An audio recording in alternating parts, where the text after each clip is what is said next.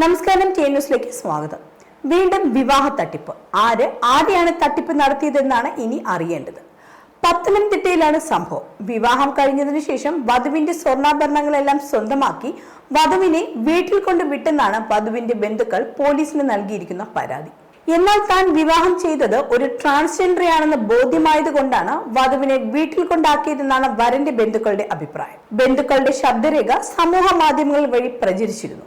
വിവാഹം കഴിഞ്ഞ് കടുത്തുരുത്തിയിലെ വധുവിന്റെ വീട്ടിലേക്ക് പുകയിടിരുന്ന സംഘം ദൂരെ കൂടുന്നതിനെ തുടർന്നാണ് വരന്റെ വീട്ടിൽ തങ്ങാൻ തീരുമാനിച്ചത്. രാത്രി മണിയറയിലേക്ക് ചെന്ന വരൻ കണ്ടത് ഒരു പാൻസ് മാത്രം ധരിച്ചുകൊണ്ട് കിടക്കുന്ന യുവാവിനെയാണ്. താൻ വിവാഹം ചെയ്ത യുവതിയാണ് അതെന്ന് തിരിച്ചറിഞ്ഞതോടെ ഇയാൾ ഞെട്ടുകയായിരുന്നു. വരൻ അണിയിച്ച 5 പവന്റെ മാല വല്ലവിധേനയും ഊരി വാങ്ങിയ ശേഷമാണ് പിറ്റേ ദിവസം യുവതിയെ വീട്ടിൽ കൊണ്ടുവിടുന്നത്. സഹോദരിയുടെ വീട്ടിൽ വിരുന്നുണ്ടെന്ന് പറഞ്ഞാണ് വധുവിനെ കടുത്തുരുത്തിയിലെ വീട്ടിൽ കൊണ്ടാക്കുന്നത്.